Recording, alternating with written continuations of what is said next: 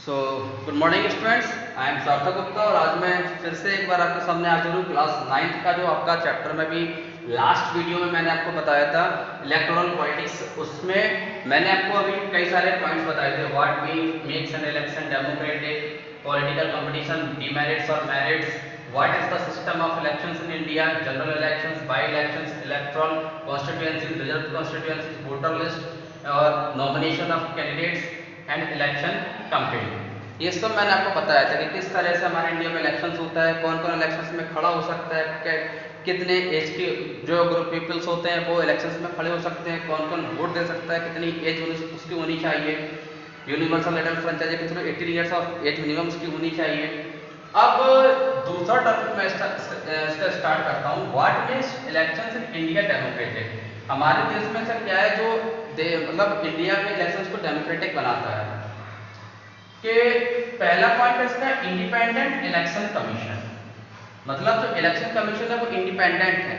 अगर राष्ट्रपति उसको एक बार अपॉइंट कर देता है तो फिर वो राष्ट्रपति की बात भी नहीं सुनता है, न सरकार की। वो स्वतंत्र है, वो अपने अधिकार अपने रूल्स के अकॉर्डिंग वो स्वतंत्र है। उस पर किसी भी तरह का कोई भी दबाव नहीं है, चाहे पार्टी रूलिंग ही क्यों ना हो। कोई रूलिंग पार्टी भी अगर इलेक्शन कमीशन के ऑफिसर्स पर दबाव बनाएगी तो भी उनका दबाव पूरी तरीके से फेल होगा, क्योंकि वो स्वतंत्र होते हैं, इंडिपेंडेंट होते हैं। उनकी बात को कोई नहीं काट सकता। वो जिस तरीके से इलेक्शंस को कराना चाहेंगे वैसे कराएंगे।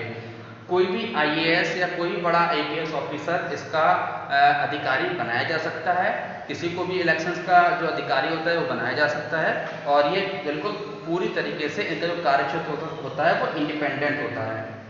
दूसरा क्या है कि जो इलेक्शंस कमीशन के जो ऑफिसर्स होते हैं, जब उनको बनाया जाता है तो कोई भी पॉलिटिकल पार्टी हो, जितनी पॉलिटिकल पार्टी हमारी कंट्री में, उनके जो भी मेंबर्स होते हैं उन सभी को उनकी गाइडलाइंस को फॉलो करना होता है, और उनके जो स्टेट फॉरवर्ड गाइडलाइंस होते हैं उनको फॉलो करना होता है। कोई भी मेंबर अगर किसी भी तरीके से कोई भी गलत कार्य करता हुआ पाया जाता है, अपनी जाति धर्म को बढ़ावा देके इलेक्शन को जीतना चाहता है, या रोड पैसे देके इलेक्शन जीतना चाहता है, इसकी जानक भी अगर इलेक्शन कमीशन को मिल जाती है तो वो उस पर्सन का नॉमिनेशन भी रद्द कैंसिल कर सकते हैं।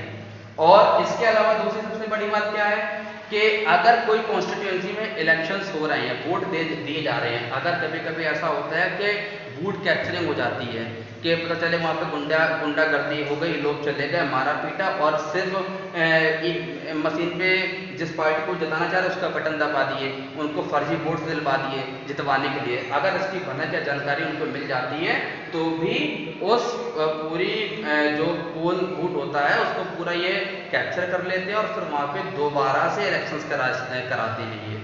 और सरकार अगर चाहे कि इनको अपने दबाव में ले ले, किसी भी तरीके से पॉसिबल ही नहीं है। जब तक इलेक्शंस चलेंगे तब तक इलेक्शन कमीशन ही पूरा हेड है, और उस टाइम पे जितने भी गवर्नमेंट एम्प्लॉय होते हैं, गवर्नमेंट सर्वेंट होते हैं, चाहे वो पुलिस वाले ही क्यों ना हो, चाहे वो गवर्नमेंट टीचर जो ड्यूटी पर लगाए जाते हैं, वो कोई भी, वो फिर सरकार के कर्मचारी नहीं होते। उस टाइम पे इलेक्शन कमीशन उनका हेड होता है। वो पुलिस इलेक्शन कमीशन की होगी। जितने भी अधिकारी या जो वर्कर्स लगाए जाते हैं इलेक्शंस के टाइम पे, वो सारे के सारे जो मेंबर्स होते हैं, पीपल्स होते हैं, वो सभी इलेक्शन कमीशन के ही मेंबर होंगे उस समय। किसी सरकार के अंदर में वो काम नहीं करेंगे उस टाइम पे। एंड इसके अलावा जो पॉलिटिकल पार्टी के जो कैंडिडेट्स हैं उन सभी के पास में मतलब उनको कोऑपरेट भी करना होता है इलेक्शन कमीशन को। अगर वो कोऑपरेट नहीं करेंगे या अपनी मनमाने तरीके से सरकार चलाएंगे, या अगर वो चाहें कि भाई हम जीते थे इस बार भी हमको जीतना है, किसी भी तरीके से अगर इलेक्शन में पार्टिसिपेट मतलब करना चाहें गलत तरीके से, तो ऐसा पॉसिबल नहीं है। और अपनी अपनी कॉन्स्टिट्यूंसी में अगर एमपी मतलब मेंबर ऑफ पार्लियामेंट के इलेक्शंस होते हैं, लोकसभा के इलेक्शंस होते हैं, तो वो व्यक्ति 25 लाख तक खर्च कर सकता है, और एमएलए तो 10 लाख तक। इसके ऊपर खर्चा किया तो फिर उनके पास फाइन भी लग सकता है, उनसे आंसरेबल जवाब भी मतलब पूछा जा सकता है कि आखिर इतना पैसा आपके पास किस तरीके से आया, कहाँ से आया।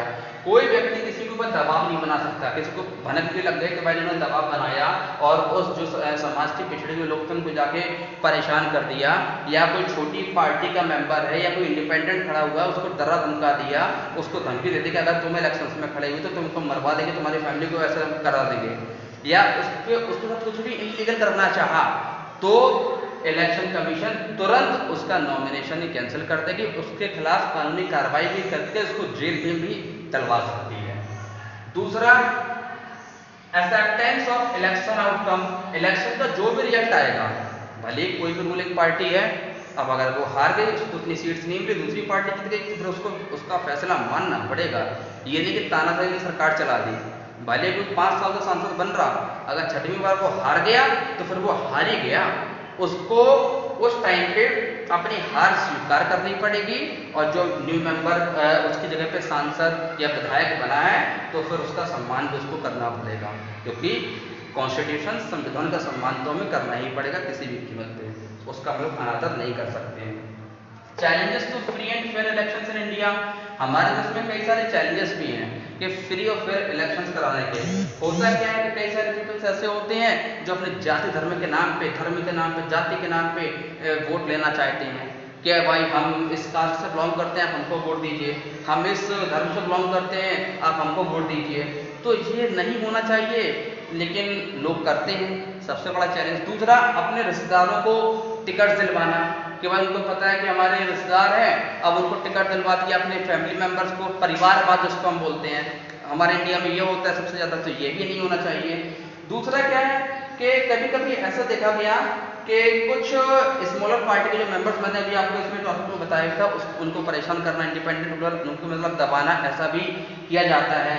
और कई जगह पे इलीगल तरीके से वोट कैप्चरिंग करके, लोगों को पैसे बंटवा के अपने वोट अपने अंडर में लेना, ये भी तरीके काफ़ी ज़्यादा गलत हैं। और इन सभी चैलेंजेस का हमको इलेक्शन में सामना करना पड़ता है। जो ऐसे ऐसे वक्त में होता है क्या, जिसको नहीं भी जीतना है तो वो गया, गरीब है, उनको पैसे बांट दिए, वोट ले लिए, खाने को नहीं है उतना उनको खाने को दे दिया, उनसे वोट ले लिए। तो जो ऐसे वक्त क्या होता है कि जिस पीपल को नहीं जीतना चाहिए वो भी जीत जाता है, और कई सारे इलीगल पीपल भी हमारे लोकसभा और विधानसभा में जाकर बैठ जाते हैं। हालांकि आप देखते हो कि लगभग जितने भी पॉलिटिशियन होते हैं, कई सारे पॉलिटिशियन करप्टेड होते हैं, तो अब करप्शन भी बढ़ता है इससे, कि जब करप्टेड मेंबर जाकर लोकसभा में बैठ जाएंगे, विधानसभा में बैठ जाएंगे, फिर देश का क्या होगा? वो तो करप्शन ही फैलाने गए हैं, पैसा कमाने गए हैं, करप्शन फैलाने गए हैं, गुंडागर्दी करने गए हैं। तो इस तरीके से किसी के ऊपर क्राइम रिकॉर्ड भी चल रहा है, बड़ा क्रिमिनल भी है, तो उसको भी हमारे इंडिया में आज़ादी है कि वो इलेक्शन में खड़ा हो सकता है। भाई जुर्म साबित नहीं हुआ, क्राइम किया है, केस चल रहा है, पॉलिटिकल पार्टी ने टिकट दे दिया, जितवा दिया, अब वो बन गया सांसद, अब उसका कोई क्या कर लेगा? तो ये सारे चैलेंजेस हमारे इंडिया में फेस करने पड़ते हैं इलेक्शंस के टाइम पर, और ये आपका पूरा का पूरा चैप्टर मैंने आपको समझा दिया है। और किसी भी तरह की आपको कोई भी समस्या, कोई भी प्रॉब्लम होती है तो आप मुझे कमेंट बॉक्स में कमेंट कर सकते हैं, फर्स्ट वीडियो को लेकर भी, सेकंड वीडियो को लेकर भी, और किसी भी तरह की कोई भी प्रॉब्लम हो तो आप मुझे बताइए। आई होप आपको वैसे कोई प्रॉब्लम होनी नहीं चाहिए, मैंने इतने अच्छे से आपको समझाया और आपको ये वीडियो समझ आया होगा, और जल्दी मैं एक नई वीडियो के साथ भी आपके सामने पेश होऊंगा। So thank you very much.